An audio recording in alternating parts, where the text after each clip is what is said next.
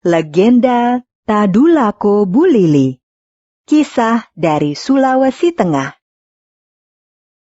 Pada zaman dahulu kala, tersebutlah sebuah desa yang bernama Bulili. Desa tersebut dipimpin oleh 3 orang Tadulako. Tadulako artinya adalah panglima perang. 3 Tadulako yang memimpin desa Bulili adalah Bantaili, Makeku, dan Molove. 3 Tadulako tersebut, seperti para Tadulako lainnya, merupakan orang yang arif dan bijaksana. Mereka tidak hanya ahli dalam berperang, tetapi juga mampu memberikan solusi bagi warganya yang sedang mengalami kesulitan. Di desa Bulili tersebut, tinggallah seorang gadis yang sangat jelita. Gadis tersebut bernama Moro. Kecantikan Moro terkenal hingga ke pelosok negeri. Kecantikan Moro terdengar hingga ke istana Raja Sigi. Raja Sigi segera mengirim utusannya menemui ayah Moro untuk melamar. Maafkan kami tuan-tuan, kami belum bisa memutuskan mengenai masalah lamaran ini. Mohon tuan-tuan menunggu kami berunding dahulu dengan para Tadulako.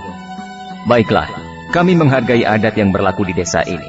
Kami bersedia menunggu keputusan dari para Tadulako. Meskipun putrinya dilamar oleh raja, ayah Moro tidak serta-merta menerima lamaran tersebut. Ayah Moro segera menemui para Tadulako membicarakan perihal lamaran Raja Sigi tersebut. Para Tadulako ternyata menyetujui lamaran Raja Sigi terhadap Moro.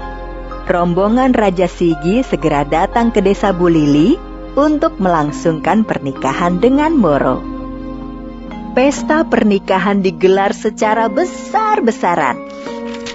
Setelah menikah, Raja Sigi memutuskan untuk tinggal di desa Bulili. Tidak terasa waktu berjalan hingga Moro hamil 7 bulan. Adinda, maafkan Kanda. Ada urusan kerajaan yang sangat mendesak. Kakanda harus segera kembali ke istana untuk menyelesaikannya. Kakanda berjanji akan kembali secepatnya sebelum anak kita lahir. Baiklah Kakanda. Adinda akan menunggu kedatangan Kakanda. 2 bulan berlalu, tetapi Raja Sigi tidak kunjung kembali ke Bulili. Usia kandungan Moro semakin besar dan akhirnya lahirlah seorang bayi laki-laki. Melihat Raja Sigi yang tidak kunjung kembali dari istana, ayah Moro pun segera menemui para Tadulako. Para Tadulako memutuskan menemui Raja Sigi. Tadulako Bantaili dan Tadulako Makeku yang mendapatkan tugas tersebut.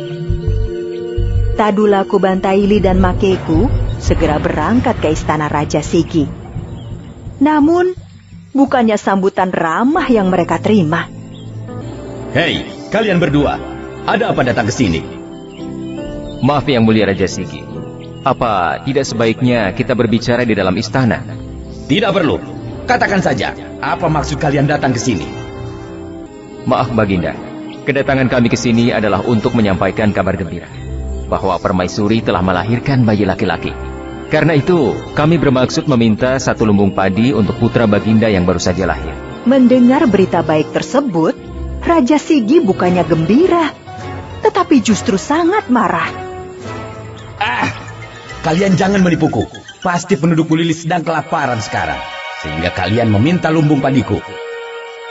Baginda, yang kami sampaikan ini adalah benar adanya.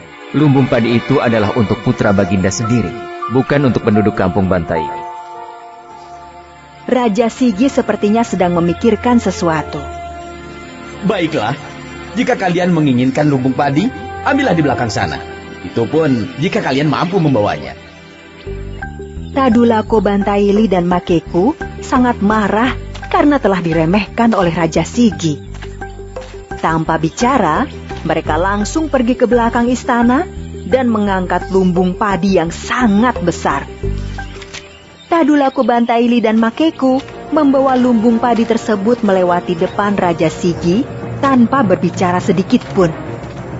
Raja Sigi sangat terkejut dan tidak percaya kedua Tadulako tersebut mampu mengangkat lumbung padi yang sangat besar. Menyadari lumbung padinya dibawa lari, Raja Sigi segera memerintahkan para prajuritnya mengejar kedua Tadulako tersebut. Para prajurit istana segera mengejar kedua Tadulako tersebut. Tadulako Bantaili dan Makeku berlari kencang sambil membawa lumbung padi. Para prajurit istana mengejar di belakangnya. Meskipun membawa lumbung padi yang sangat besar, tapi pergerakan kedua Tadulako tersebut sangat gesit. Para prajurit kesulitan mengejarnya. Para prajurit istana kemudian melepaskan anak panah ke arah kedua Tadulako tersebut. Anehnya, meskipun ratusan anak panah menyerbu, tapi tak ada satupun yang bisa mengenai kedua Tadulako tersebut. Hingga akhirnya, sebuah sungai besar berada di depan Tadulako Bantaili dan kedua Tadulako tersebut bukannya berhenti, tetapi malah melompati sungai besar itu sambil membawa lumbung padi.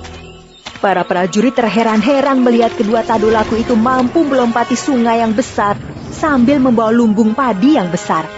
Para prajurit berusaha menyeberangi sungai tersebut. Tiba-tiba, puluhan ekor buaya yang sangat besar muncul. Para prajurit ketakutan dan lari tunggang langgang kembali ke istana.